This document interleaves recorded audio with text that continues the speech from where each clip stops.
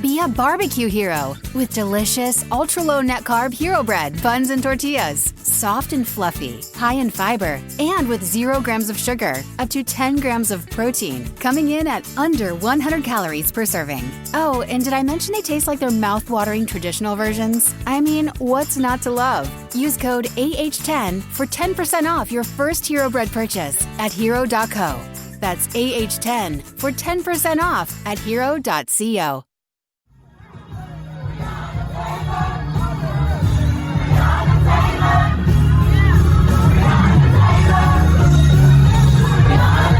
This is Make It Plain. MIP With Masamela Matfumo. Mark Thompson. Make It Plain. Get woke.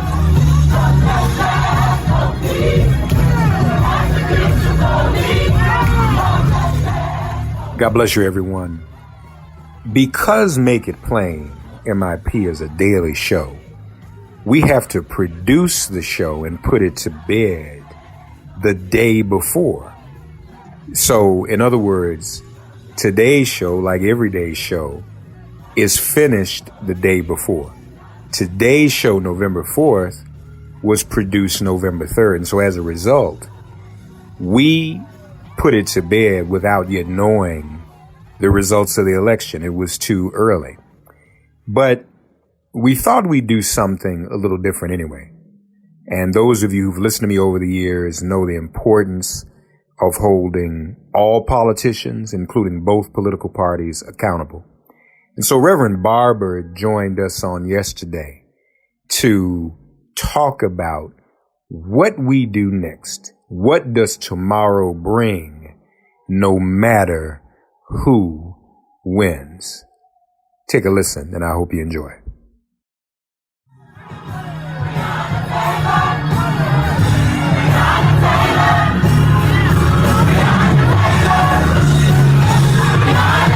This is Make It Plain. Make It Plain. MIP With Masamela Matfumo. Mark Thompson. Make It Plain. Get woke.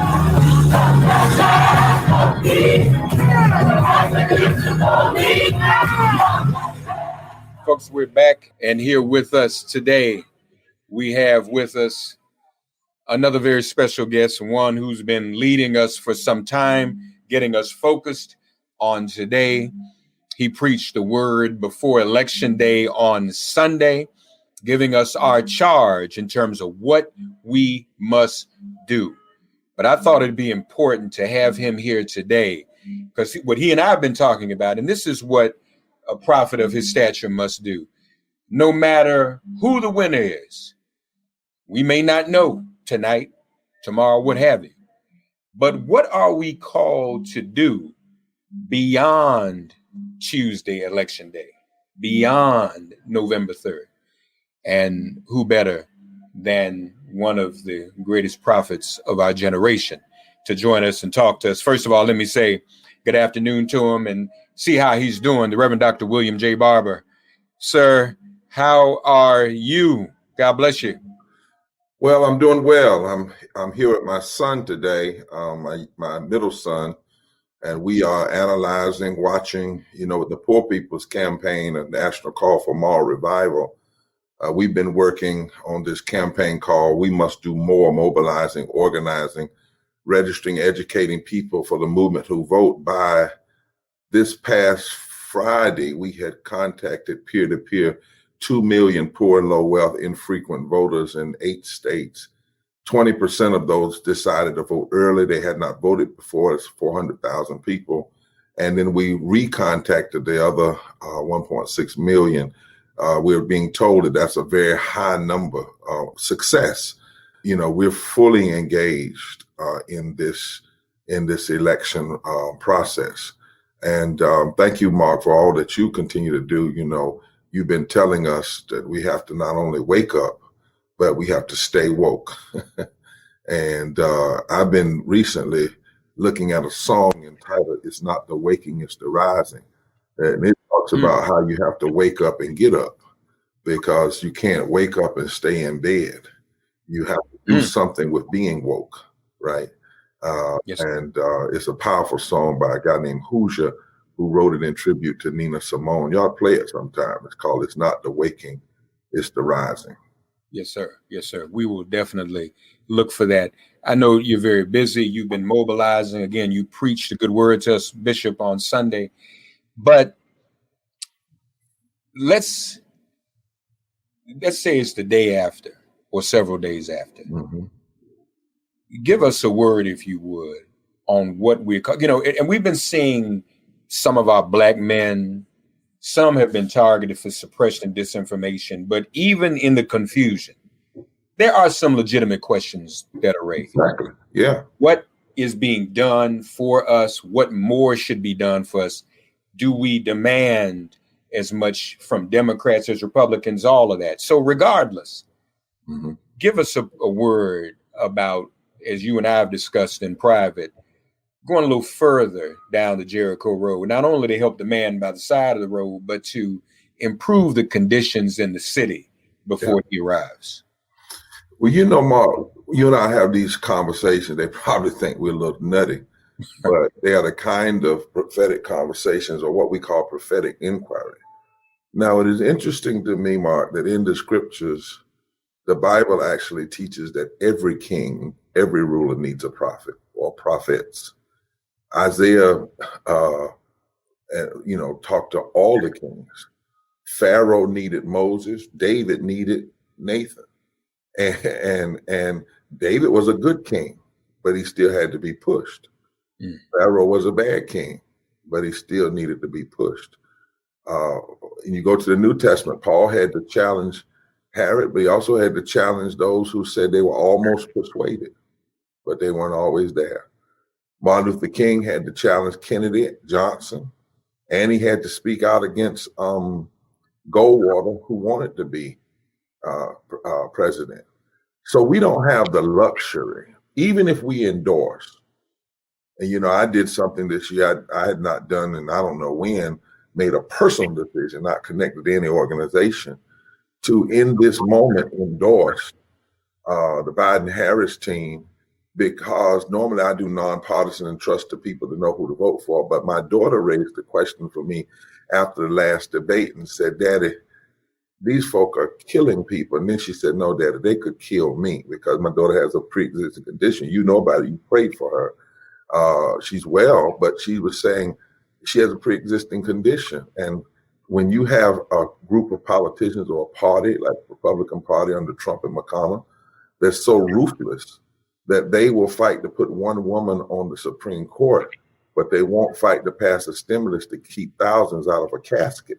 You can't be ambivalent. Yeah. You can't be ambivalent when a party is engaged in outright necropolitics, the politics of death. You just can't be ambivalent. You have to say, no, that's Pharaoh. Or you have to say, like Nathan said to David, thou art the man. Or you have to say, like Esther said, if I'm going to the king, if I perish, I perish. But even in the endorsement, you also have to say to the ones we endorse, now, if you win this office, we didn't endorse you for normal. We didn't vote for you to go back to normal, because Democrats have to be challenged that a lot of times when they have had power, they didn't use it. That's right. What Trump is really his problem is he had power, but he used it for the wrong things. Yeah. Democrats too often have had power and then been too cautious to use it for good. Trump is too zealous. McConnell is too zealous to use it for evil. And both create problems. Yeah. Dr. King said it's not always what bad folk do, I paraphrase, but it's the silence of good people. Amen. So when Democrats had both the Senate and the House and the presidency, they could have passed living wages, right? They could have done immigration reform. They could have done universal health care for everyone. They did, which is one of the things that has driven down voting. I'm always amazed when people keep saying, oh, these southern states, they're in play this year. Well, you and I have been telling folk they've been in play. Right. You told them years ago, Dr. King said in 1965, that every time black and white people had the potential to change the political landscape, the aristocracy, the bourbon class souls division, there's been an illusion over the South. The demographics have been there. The problem is there has not been intentionality with funding, intentionality with organizing, and intentionality with bringing black and white and Latino poor folk together from in the South and the South and the South and the Sun Belt. And we've allowed that illusion that Pat Buchanan and Kevin Phillips and Richard Nixon created to exist. And Democrats walked away from the South and created what they call their blue wall. And then their blue wall fell apart in 2016. And so they've not been in the South. These states, the numbers are there. I've been crunching the numbers, Mark. We know right now that in Texas, in North Carolina, Georgia, you're talking about all you need is less than 15%, 20% of poor, low wealth people to vote an agenda, and all of those states change. I mean, those are the numbers right now. Yeah. And what has happened is COVID has forced people to think about life and not wedge issues. That's what's happening. And when this is all over, you're going to see the numbers, and you're going to see poor and low wealth people and black and white people form coalitions around the issues of life, the issues of their lives. And that's the coalition. And then you're going to see that Democrats were forced to come south, and you're going to see all this action that's going on, and Black Vote Matter and Poor People Campaign. And I mean, we did 200,000 peer-to-peer in Georgia alone, and another quarter million in North Carolina. But my point is, Democrats have to be clear that people are not voting for normal or going back to normal. And so where must we stand on this Jericho road called the American experience, regardless of who wins? Well, first of all, to answer that question, we must ask what's going on the Jericho road. Regardless of, even if we know tonight who wins, that's not going to change the fact that 9 million plus people have COVID. That's going to be that's going to be there. That's not going to change the fact that we're headed toward 300, 400,000 people that are dying unnecessarily, thousands of them from COVID.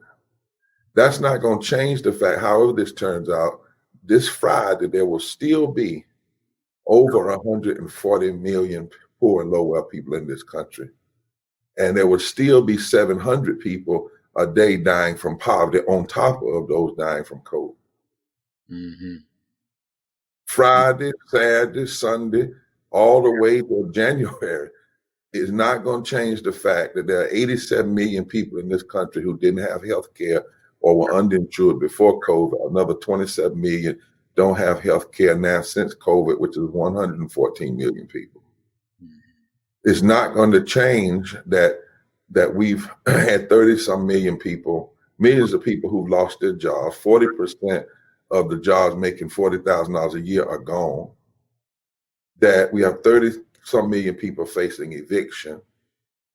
That the majority of the people that are dying from COVID are Black, but there's another number. The majority that are dying are poor and low wealth. And many of them are dying because they're working, doing the things that we need, the service work. We call them essential, but before COVID, we called them service workers.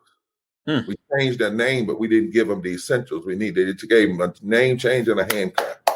Yeah. But before COVID, they were service workers, right? It's not going to change that we have 62 plus million people before COVID who were making less than a living wage. And there's not a county in this country where you can work a minimum wage job every day of the week, 8 hours a day, and afford a basic 2-bedroom apartment. None of these facts are going to change. It's not going to change tomorrow, whoever wins, that there are 4 million folk that get up every day, can buy unleaded gas and can't buy unleaded water. It's not going to change tomorrow that we spend $800 billion in the military economy.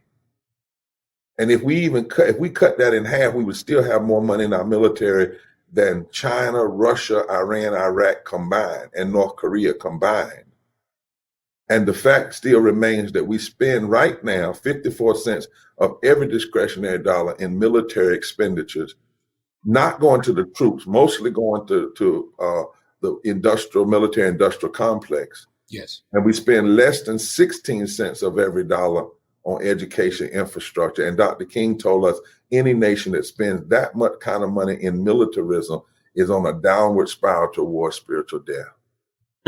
And tomorrow is not going to change the false moral narrative of religious nationalism and white evangelicalism that's out there. So that means that regardless of who gets elected, we may be able to celebrate that that people get elected, the Senate changes, that gives us possibility to push. But possibility is not finality. Possibility is just that, possibility. Or we may get someone to get elected who's going to get worse. Who's going to get worse like President Jackson did, who by the way is Trump's hero in the 1800s, who was a slaver and who committed genocide against indigenous people. He got worse before the Civil War because he was in the 1840s. Right. The Supreme Court got worse after the election in the 1840s and the 1850s before the Civil War. So, but either way, the abolition movement had to stay steady. And either way, we have to stay steady. Either way, the Jericho roads got to change. We have to stay steady until we win healthcare in this country that is attached to people's body and not to their jobs. Because we're the only of the 25 wealthiest countries that doesn't provide healthcare just because you're a human being. That we have to stay steady. We have to stay steady, Mark, because 54% of Black folk will still be making less than a living wage. We can't rest until we have 15 in a union, and 15 in a union is $5 less than what it would be if the minimum wage was indexed based on inflation.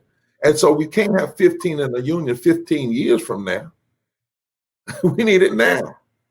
We have to stay steady because we've got 60.9% of Black folk that live in poverty and low wealth, which means even if you elect somebody who's Black on tomorrow, we got to push them too, because how can poverty and low wealth not be a central issue for Black folk if 60.9% of your people are poor and low wealth? You can't, like for instance, folks say, well, we're going to fight for Black folk and we're going to fight for Black businesses. Well, how Black businesses going to survive if Black people don't have money to spend them? So you can't just have an agenda for Black businesses and not have an agenda for Black folk. And you can't change poverty with charity. You can't change poverty just with a few folk getting businesses. There has to be government policies around guaranteed income, around living wages, around health care, around fundamental increasing of public education, around free college, university, public college, university. You just can't, poverty is so entrenched. And so the 4th, the 5th, the 6th, the 7th, the 8th, these things remain true. Some folk had asked me, well, what are you going to do on the 4th and the 5th? And I was saying, what do you mean? And I said, the first thing we need to do is run through the 3rd. You don't put your hands up in a race and you haven't ran through the tape. That's how you lose.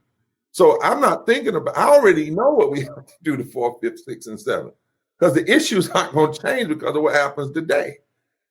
Yeah. Now they said, well, what if Trump does it? I said, well, Trump's going to say a whole lot of stuff. That's just a bunch of lies. He's going to say, he's going to declare this. He can declare himself a ham sandwich. It doesn't mean he is. I mean, there's processes, there's legal matters, but the larger matters are we still need a 3rd reconstruction, Mark, not just a reckoning. You've said it, I've said it. A reckoning is like you going to get folk. Okay, I get that. And there are times you have to get at folk. But we must have a 3rd reconstruction that brings together people of all races, creeds, and colors, and all geographies around addressing these 5 issues of systemic racism, systemic poverty, ecological devastation, denial of health care, and the war economy, and how it is undermining our community. And even on the race thing, we have to have an adjusting of race, because on the 4th, on the 5th, Latino immigrants will still have an unjust immigration system, and Black folk from other primarily Black countries that want to come here, from other Black nations who have immigration problems. Right. Indigenous people will still have 60% poverty on these reservations. See, our moral consciousness can't just be about just Black folk. Poor folk in the Appalachia that I've gone, and you're gonna go with me when we get over COVID. Yeah. Those folk will still, be without income and food and water in Kentucky and West Virginia. And so we on this Jericho Road, we have to be about the business of changing it. Now, my prayer is that we'll have a new Senate, a new House, a new presidency. We'll have a new General Assembly in North Carolina that gives us the possibility to push. But we also must know that there is the possibility when people get power that they govern differently than they talked. They govern differently than they talk, right? And they start talking about all the people they need to make up with rather than all the people that voted for them that they need to make it right with. And there is something worse than the anger at Donald Trump. Lorraine Hansberry said, "What happens to a dream deferred?" If all these folk turn out to vote and it changes things, and then in the first 50 days of a new administration, they don't see any real policy. You notice I didn't say the first 100 days. Yes, in the first 50 days, they don't see some real tangible policy. And then in the first 100 days, they don't see any real tangible policies. And then they start being told, well, we got to slow down and we don't want to go too fast and we don't want to be too aggressive after they have seen outright meanness be just as aggressive as it can be. And if people ever feel like their dream is deferred and they move to a place of despair, you might not be able to get them back. You might not be able to get them back. So this is the time and we have to push. We have to say to folk, even if we endorsed you, we have to say, we did not endorse you for normal. No.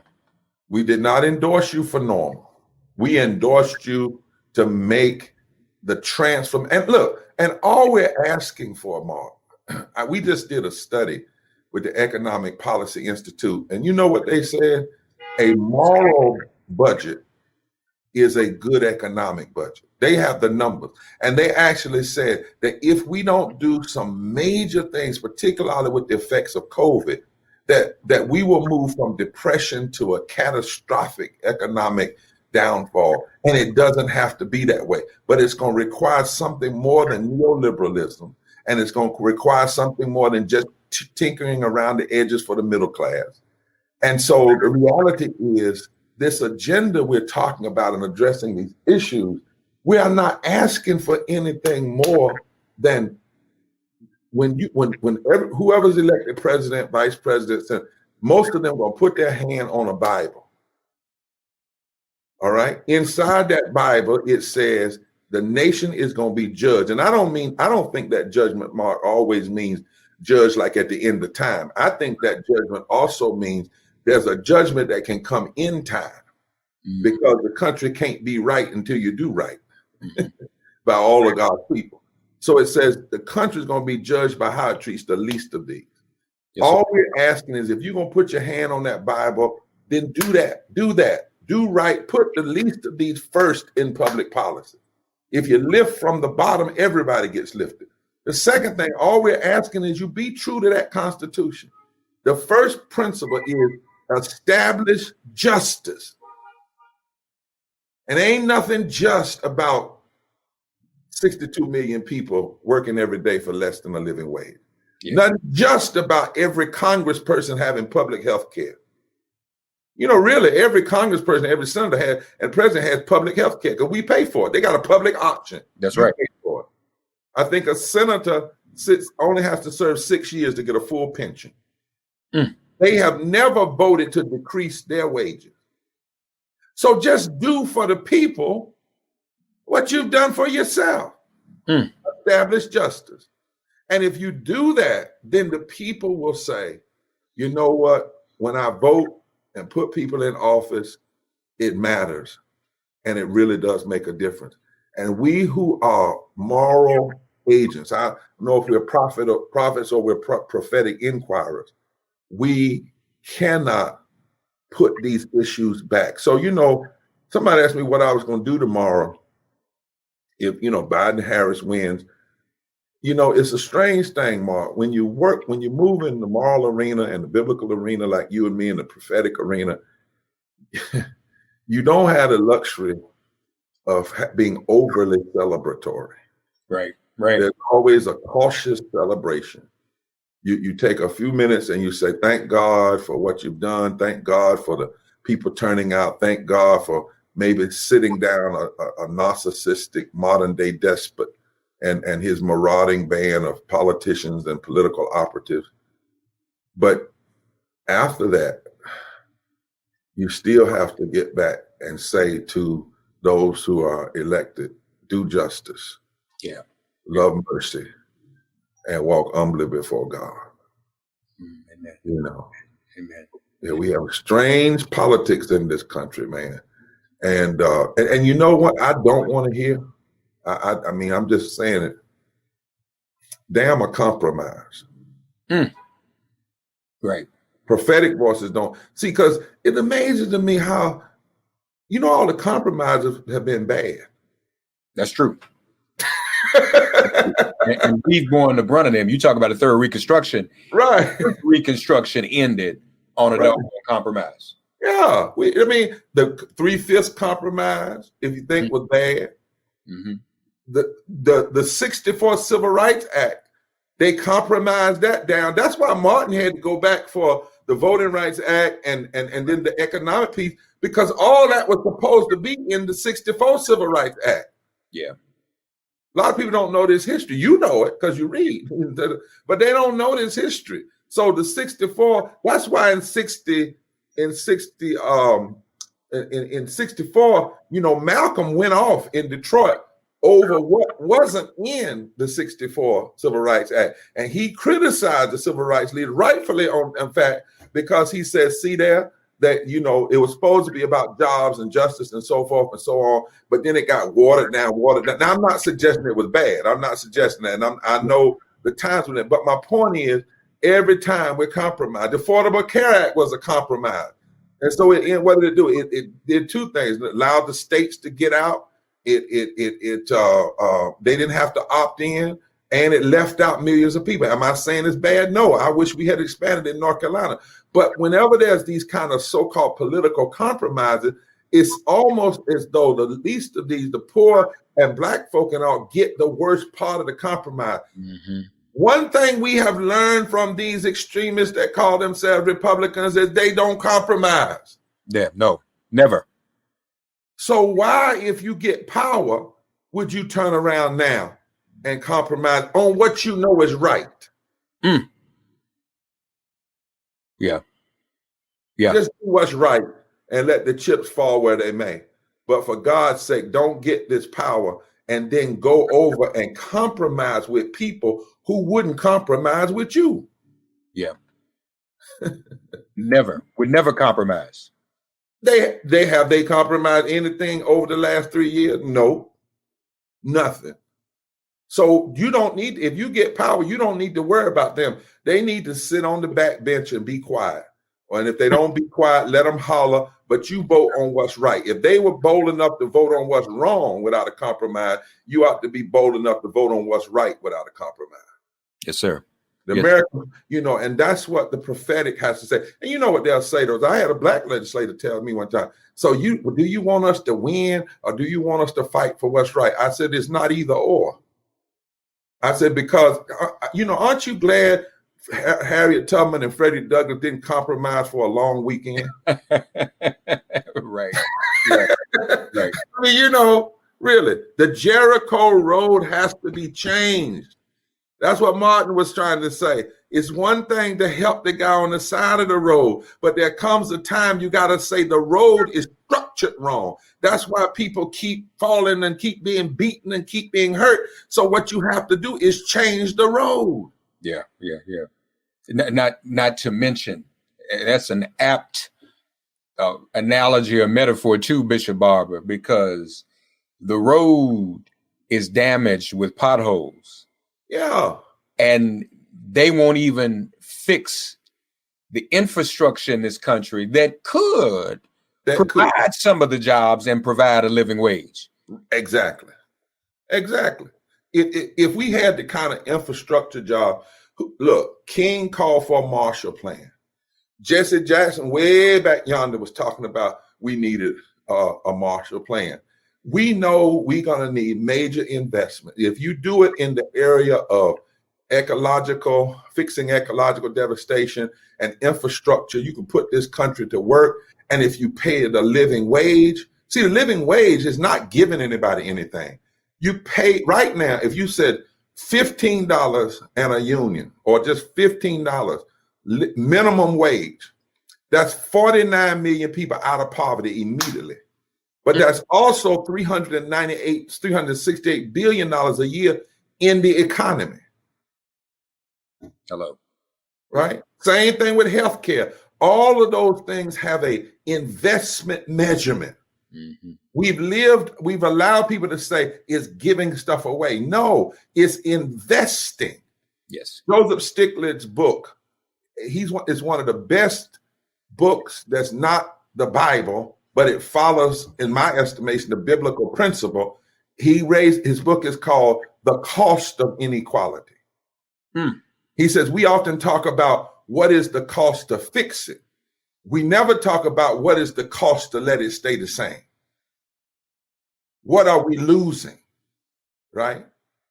And what are we losing? And that's the question that we've got to, and you're right, if we would fix the potholes, just in the roads, but not only the potholes in the road, the potholes in the society itself. A country with everybody working is a prosperous country. Yeah. A country where people have basic guaranteed income is not a socialist idea. It's a prosperous country because you're going to pay one way or the other. Yes, sir. You're going to pay one way or the other. But if you pay and invest in the community, and if folk are not rooted in just straight greed, billionaires, Mark, have made since March $845 billion in COVID. Make money off of COVID. Yes, sir. During COVID. And you think about all this money that we're giving to these pharmaceuticals, so-called warp speed, which is really an illusion, because there is no warp speed to a vaccine. My daughter's a PhD in public health. You can't warp speed a vaccine because you have to make sure, well, you could and end up with I Am Legend. You remember that movie? Right. That's what happened from a warp speed vaccine. That's what that movie is about, right? Right. They gave everybody this vaccine. It turned folk into monsters and so forth, so forth. I mean, it's a movie, but the point is, you can't warp speed a vaccine. You can push it along, but you still have to follow certain test, and it has to go through human trial. So we give all this money to these corporations. In none of these billions of dollars we've given the corporation have we said to them, now when you get this vaccine, it's going to be free. How do you do that? Right. Get all this, my money to make something, and then turn around and charge me for it too, to save my life, but more importantly, to save other people's lives, because everybody gets vaccine. Once there is a vaccine, you not only protect yourself, you protect other people. Amen. The Jericho Road, my brother, has some problems. Whatever happens tomorrow, that road is still going to be there and still need to be changed. My prayer is that we'll at least have some folk elected that we can push to fix the road and to work on the road. But believe you me, we will not be able to leave even the good people to themselves. It was Franklin Delano Roosevelt that told A. Philip Randolph, go out and make me do it. Yeah. It was a widow in the Bible who kept knocking on the king's door persistently that forced even an unrighteous king to do the right thing. Amen. It was in 1965, the picture you've got on your screen today. Yep. The election year was 1964. Johnson and them weren't going to automatically give. And a lot of the people that voted for the Voting Rights Act, they were not elected to vote for the Voting Rights Act. They were elected not to vote for the Voting Rights Act. Yes, sir. But the people elected to change the political atmosphere to force those who would sit back not to sit back, because they knew this experiment called the Jericho Road needed to be changed. Yes, and so King encouraged people to vote for Johnson.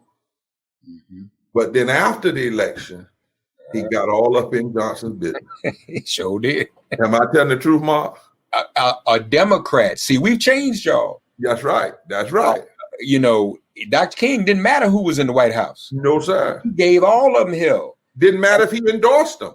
That's right. And as a matter of fact, I mean, it wasn't a thing. See, nowadays we say, some of us in the movement say, well, let's elect Democrats so we can try to get something and not hold Republicans accountable. And then Democrats get in, and then all these compromises. What Dr. Barber has done, what Bishop Barber has done, I want everybody to understand this, is this. By resurrecting what Dr. King did with the Poor People's Campaign, John Henry Clark taught us, and we still have not always learned, when the leader is taken from us and we're on chapter 13, bury and mourn the leader, but turn to chapter 15.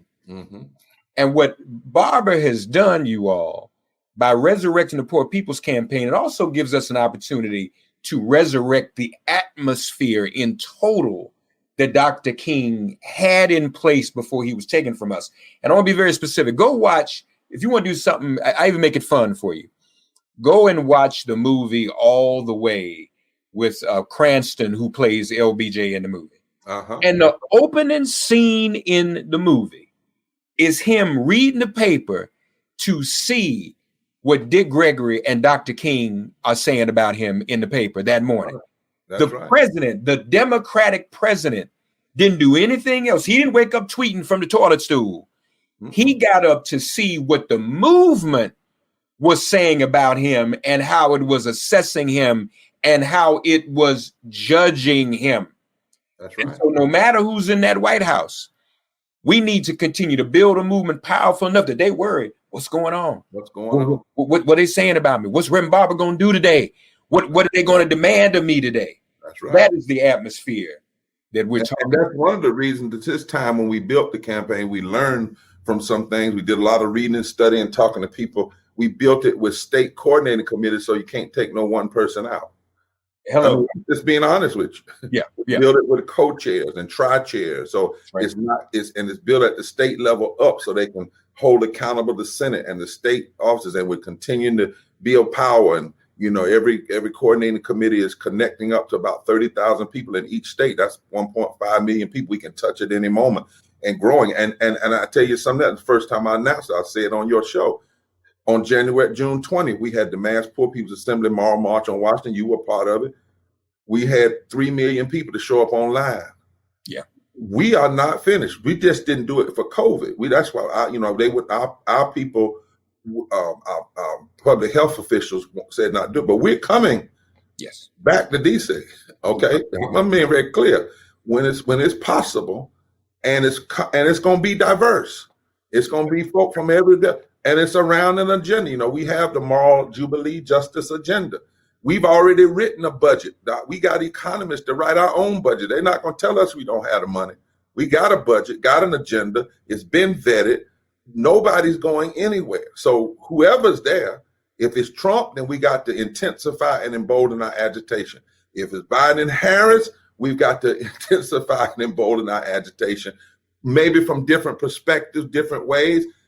Whatever it is, when we meet with the Black Caucus, the Progressive Caucus, all these caucus, we got to look at all the bills that are out there. When people sign bills, we got to know, are you serious about this bill being passed, or are you just filing a bill? Because, sometimes folks just file a bill as an appeasement. Right. But folk that are poor and hurting, people that are dying during COVID now because this Jericho Road is so broken that people didn't even have resources in the bank or anywhere because they were already poor and low wealth. Yeah. You think about it, Mark. 8 million people fell further into poverty from May to September. Now, this is what I don't think I told you. We had already counted those 8 million people because we counted them as being low wealth, which a lot of people don't talk about when they talk about poverty. See, the poverty measurement in this country is 55 years old. It's out of date. Yeah. It's 55 years old. Because basically what it says, Mark, if you make $12,800 a year as a single person, you're not poor. Well, come on, Mark. Come on. If you make $12,800 a year as a single person, you're not poor, that's ridiculous. So we had already counted them. So that 8 million people that they said a few weeks ago fell into poverty, they meant they fell below the poverty line that's already flawed. They were already poor and low wealth. Yes, sir. Yes, sir. And that's 53,000 people a day, Mark. From March to September, that means 53,000 people fell into poverty a day. The percentage-wise, mostly Black, in numbers, mostly white. We plan to push and to come back and to keep on because we love this country enough. We actually love the Jericho Road. It could be a beautiful road if we just fix it. Yes, sir. Yes, sir. Amen. Amen. Well, brother, thank you so much, man. And thank we love you always. We're going to see what happens tonight, tomorrow. Yeah. Stay calm. You with your son today? Oh, yeah. Yeah, Benjamin. He's okay? He's okay. I'm okay. Somebody put out our dead this morning. So look, hey! Let me be the first to declare the gospel. The tomb is empty, y'all, because he's here with us. One day I'm going home, but I ain't going yet, Doc. Here's the gospel. Wait a minute, Reverend Barber. Before you go, have a word for the Black Church packed bus is on the Jericho Road. Pastor Mike, say hello. Say hello to Pastor Mike before you go, Reverend Barber. That's my man. Doc, I just try to take them lessons you taught me at Duke and just hold down my side of the universe. Well, Doc, if you hold one side, we hold the other, it's gonna be hell, brother. Hey, look, it's gonna be, if you hold down one side, now hold down, it's gonna be hell and it's gonna be hell. Well, I'm looking forward to both of them. We gonna be in the middle. So listen, if you see this visual right here on this camera, I'm in the middle. So I'm literally between fire and gasoline right here. I want y'all to understand that. So you the Mac, right? You the Mac, right? It don't take much. I know what McBride said. He Pentecostal all the way. It don't take much. To fire up right now. It don't take me a lot, Doc. But I'm being fueled by your vision, your ministry, and all the lessons. Y'all don't know this, but Doc was one of my seminary professors at Duke.